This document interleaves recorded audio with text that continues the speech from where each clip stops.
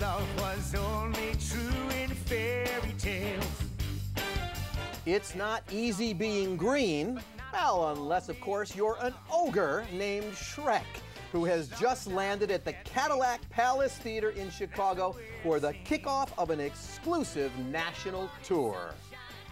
And welcome to Broadway in Chicago Backstage. I'm your host, Paul Lisnick. We're going to be taking an in-depth look at Shrek the Musical, which has just landed here at the Cadillac Palace Theater in Chicago. We've got members of the creative team and the cast, and we're going to show you a lot of behind-the-scenes views of Shrek the Musical. We are here at the College of Communication, beautiful auditorium, at DePaul University, a fabulous new facility, and I'm surrounded by a whole bunch of Shrek fans. Welcome, everybody.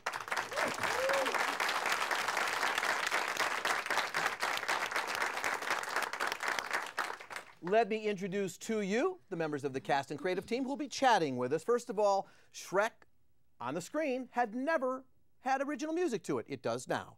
And the composer of this fabulous music is Jeanine Tesori. She has written 4 Tony-nominated scores for Broadway, including Twelfth Night, Thoroughly Modern Millie, Caroline or Change, and of course now Shrek the Musical. She's received the Olivier Award, New York Drama Critic Award, Circle Award, Drama Desk, too many awards to mention. Welcome again, Jeanine Tesori. Thank you. Thank you. Thank you. Always worth it to me. Playing Princess Fiona, a very complicated character, as we shall see. Many sides to her. Haven Burton was in the cast of Shrek, the musical, on Broadway, but you've also seen her on Broadway in Legally Blonde and in Rent, where she played the role of Maureen. Now again here, Princess Fiona, our own Princess Haven Burton.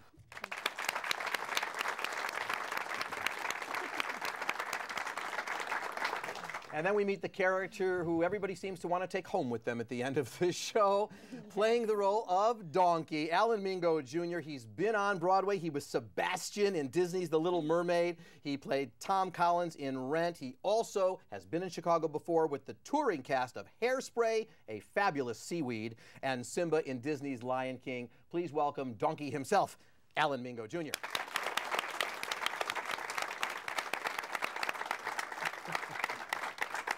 Now, Shrek himself is played by Eric Peterson, and as luck and timing would have it, his wife just gave birth to their first child, whose name is Sophia. I thought it might be Fiona, was not, but little Sophia, and so we will be sitting down with Eric Peterson, Shrek himself, just a little bit later in this show.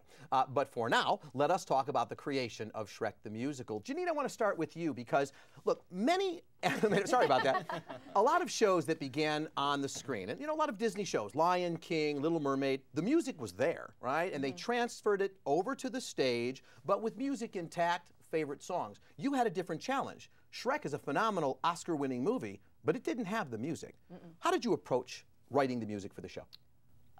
Braced for failure, as I approach everything. It's a joke. That was a joke. You know, the difference between, and Alan's done a lot of those musicals, when we call them book musicals, and the Disney animation, which has a huge and rich history with Walt Disney going back to, he's literally the man who invented it. Those are narrative pieces so that the characters actually sing to each other. So when they come with particularly Alan Menken's scores, they come in intact. The difference between Shrek was what we call a drop the needle score, which is basically there's a VO score, a voiced over. So this beautiful, beautiful and rich tapestry of music, but the characters don't actually sing to each other. So that was the difference. So in a way, it was a great opportunity. I mean, I was nervous about it because the audience doesn't come in with a blank slate. They come in with expectations. So if I write a show called, you know, Victory Hotel, no one knows what the heck Victory Hotel is, and they come in just wanting to know, or they don't come in. Are you working on Victory Hotel now? You know, as we speak, I've just written the opening number to Victory Hotel. No, I just made that up because I'm very talented. But you know, you can just, there's a title and you come in. When you come into a show called Shrek, you're like, how are they going to do Gingy? How are they going to do Shrek? How's the music going to be? And I would do the same thing. People feel like they own this movie in a way. This is how the scene must go. You standing there, the light just so. Then you smile and gaze at me. Take my hand on bended knee. Did you write for the characters or write for the plot points or both? Well, I think the characters are, first and foremost, it's a quest story. It's like Don Quixote with a lot of makeup. And, you know, he's instead of windmills. Did you say Don Quixote or Don Quixote? Do you see what we're dealing with here? That's an old joke, baby. That's an old joke. You know, both Don Quixote or Don Quixote is they're basically the quest story. Any Joseph Campbell, you know, the heroes. It's a hero story that there's a call to action, and you have to. There's a huge conflict. The dragon comes in. So it's King Arthur. It's all of those beautiful and rich tales. And so we went for story and character working together. And let's talk about the story. Haven, you are Princess Fiona. You're not the only character that plays it, because we get Fiona at different stages of her life. Yes. In fact, it leads to a beautiful ballad, actually, that the three Fiona sing together in the show. But talk to me about the plot of Shrek. We've seen the movies, and much of it kind of transfers over in some ways. Tell us about Shrek. The whole thing? Well, you know, the fact that it's a story about people getting banished from their homeland, your search for true love, that sort of thing. Sure. Well, the musical, I think, is lovely because it really focuses on a lot of things that the movie doesn't have the opportunity to focus on, like the fairy tale creatures. So it starts with Shrek. In the musical, we see him as a 7-year-old ogre who's been banished from his home by his parents, lovingly of course, and told to go and make a life for himself. And then he comes across villagers and is taught by his parents how he needs to behave in the world in order to survive. And we see him later in the swamp, grown up and comfortable in his life, and then a bunch of fairy tale creatures are dumped on his swamp because they've been banished from the kingdom of Duloc by a little Lord Farquaad. So then we meet... And you do mean little. Oh, yes. Tiny, tiny Lord Farquaad. Yeah. So Shrek, in order to get his swamp back, agrees to go and talk to this Lord Farquaad. Along the way, he meets Don Quixote. And they become friends, kind of. And hilarity ensues. In Yes. fact, Alan, let me talk to you about the role of Donkey. I just crack up. One of the lines you say early on in the show is you're like a GPS with fur, and and we still get that classic description, the noble steed. Yes. Tell us about Donkey, and really, I mean, he's just all goodness, I think. Yeah, I mean, he says what he feels. It's right there on the cuff. I think he's the most intelligent character on the stage. But he's like that best friend you never knew you needed.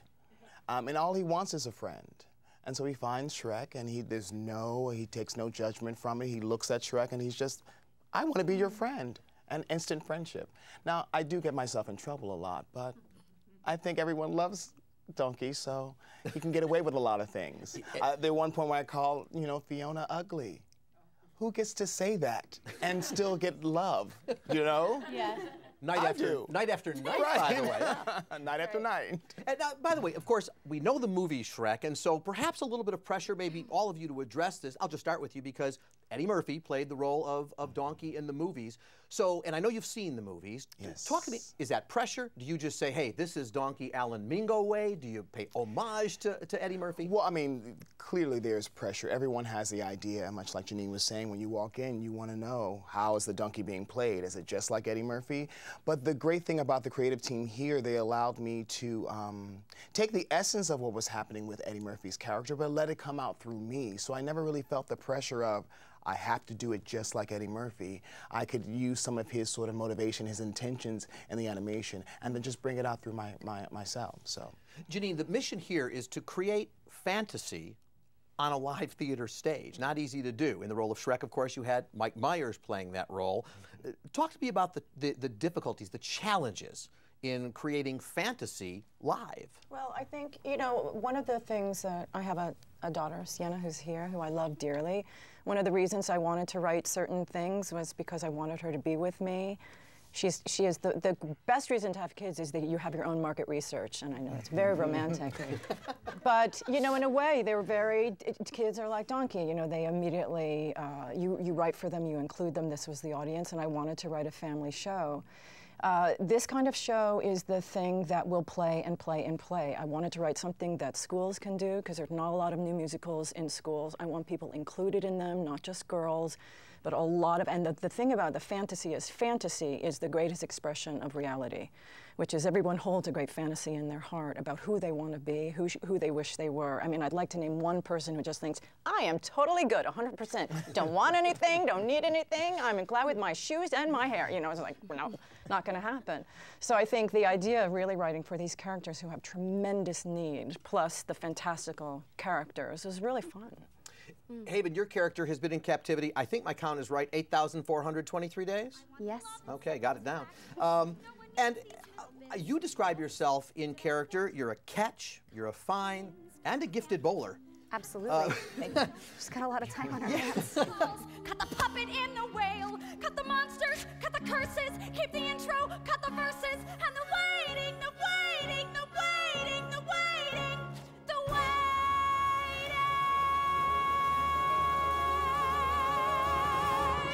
But I know he'll appear, though I seem a bit bipolar. Talk about Fiona. I mean, I mentioned up front, it's a